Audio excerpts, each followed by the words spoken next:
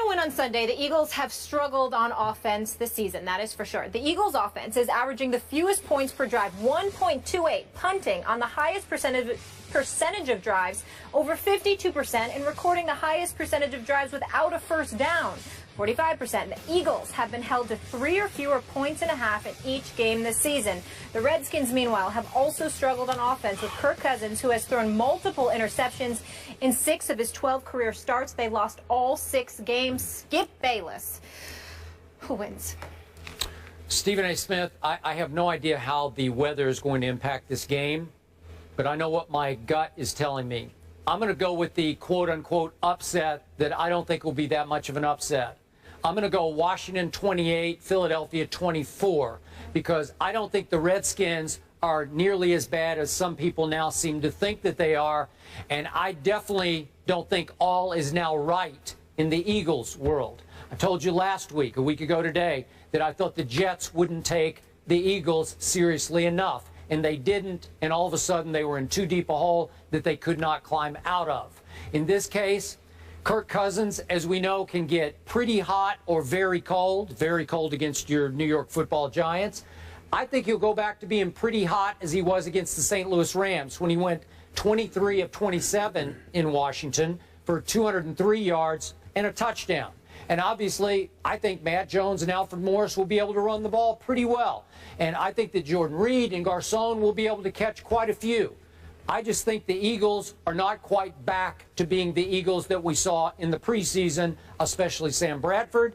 I think they will still struggle some on offense, 28-24 home team.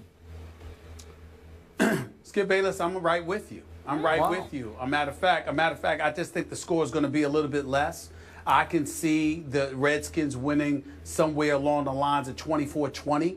But I do believe they will win this game. You got to remember that the Eagles have one of the 3rd worst yard differentials in the game. I think it's like at about 221, whereas the Redskins have the best yard differential in the NFL at about plus 283.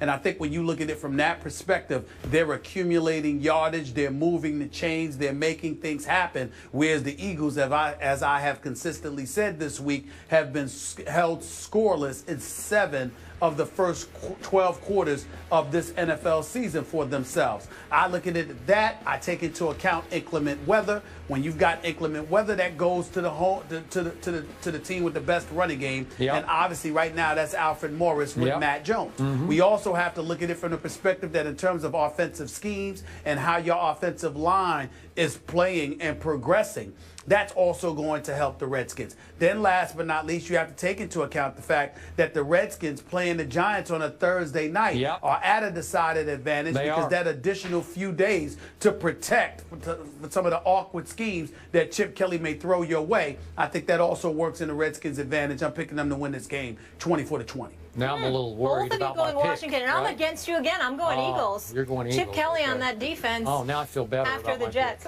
Whatever. I'm not a jinx. When are you going to realize this? Good luck. Jeez, people. Adrian Peterson versus Peyton Manning. Who shows out? We'll break down Vikings, Broncos, and pick that game coming up. Joining us now on the phone is Cowboys corner Orlando Scandrick. Orlando is currently rehabbing from the knee injury he suffered late in training camp. Since 2013, he's led all Dallas defensive backs in interceptions and sacks. Orlando, thank you so much for joining us. Man, thanks for having me. I'm sorry I couldn't be there with you guys today in person, in the flesh. It's okay. What happened? What happened? What's the deal? Just rehabbing. I'm just trying to, do whatever I can to recover and regain the form that I was in before I got injured. All right, understood. I guess that's a little more important. But let's get into it. So your boys lost last week at home to the Falcons. Julio Jones had only 3 catches in the first half, and then he went off in the second with 9 catches for 137 yards, 2 TDs. Orlando, what happened to your Cowboys defense last Sunday? I think we just let it get away from us. I think we kind of had some technical errors, but you know what happens. That game's behind us. The boys are looking forward to this Sunday, and I'm looking forward to watching them. Stephen A., give me just a second with my friend, my friend Orlando, because he has a bone to pick with me. Because when he went down in training camp, even though I had called him all of last year the best player on my Cowboy defense, I couldn't just jump off the horse at that point and say all is lost. So I started saying, wait a second, it's not like he's Deion Scandrick. As good as Orlando is, he's not Deion Scandrick. So I'm going to hang in with my Cowboys. But Orlando Scandrick did not like that. So the floor is yours, Mr. Scandrick. Skip, I ain't too upset with you, but I mean, thank you. I think it was a loss for our team. It was a tough loss for me, and I think some players are players that, you know, depending on like how you look at it, you can't replace them. It's not just what I bring, you know, to the defense, but it's what you bring to the team from a leadership standpoint, just from an experience standpoint. But I don't really have a bone to pick with you. I just feel like you were just talking about when you said that. Well, I got that, and I will be the first to admit I missed you during the second half last Sunday at Jerry World because you would have made a difference on Julio. I'm convinced of that, so I will give you that much. Thank you very much. No, thank you. Go ahead, Stephen A. Well, I don't know why y'all want me to be a part of this. It ain't even an interview. As far as I'm concerned, it's just a love fest with all of you Cowboys. Look, Orlando Scandrick, you can play. You're a friend of the show. You know I got love for you, bro. But I have no love for your team. I think y'all are average, even though you've got elite talent. Somehow, some way, something will happen to get in the way. I'm sad, very much so, in all seriousness, that you got hurt. And I don't root against you individually, and neither my boy Dez, because I love me some Dez Bryant. But I just have a problem with the Dallas Cowboys always walking around like you're champions instead of a team that hasn't won a Super Bowl in 20 years. Do you have a problem, or do y'all have a problem with me having that attitude? Not at all. I mean, you got the right to have that attitude. We haven't won anything, and I think that we're striving for excellence. And every day we're trying to get better around here and trying to reach perfection. And I understand people feel like we haven't won in a long time, but as an athlete and as a player, you know, part of the Dallas Cowboys, we try to just envision things. You got to envision those things so they can come true. So, of course, we're going to walk around every day and carry ourselves like we're champions because that's what we're striving to be. So, Orlando, as a team leader, tell me how much concern you have about Brandon Weeden playing quarterback at New Orleans this Sunday night. None at all, man. This team was built to survive injuries, and I think Weeden will be fine this weekend. I think our defense is going to show up, and, you know, I'm looking forward to this weekend.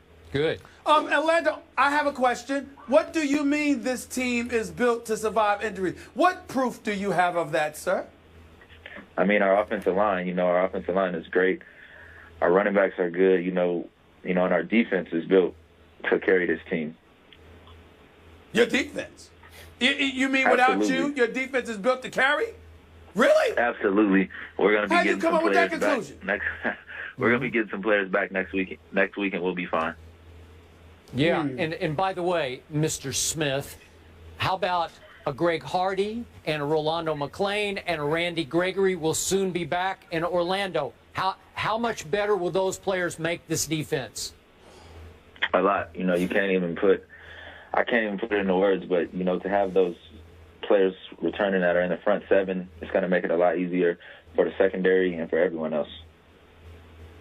How much do you feel you guys owe the fan base of the Dallas Cowboys, considering that you are America's team, unquestionably the most popular franchise in all of the NFL, yet it has been so long since the championship has come to Big D during the football season? I mean, lose him? Hello? Hello? I think we might have lost Orlando.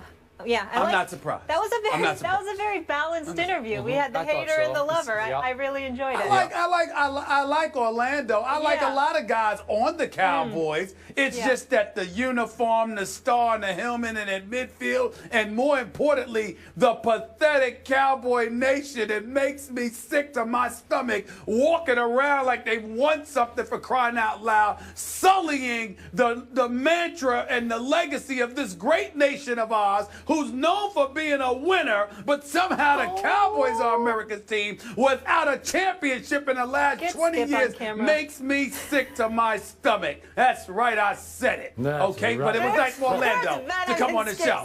Right now. I got nothing but love for Orlando. And my man Dez, I mean, no, I ain't talking about you, Dez. I ain't talking about you. You know what? How's Joseph Randall doing, by the way? Wait, the guy who touched the ball the first 3 times and nearly scored all 3 times? That guy? You know what's going on here? Beneath all that bluster that you just heard from that man, beneath all that bloviation is nothing but fear. Because he knows that as I get all my players back on defense, and then pretty soon I'm going to get Dez back, and I'm going to get little Tony Romo back, and you know and I know, Super Bowl, here we come.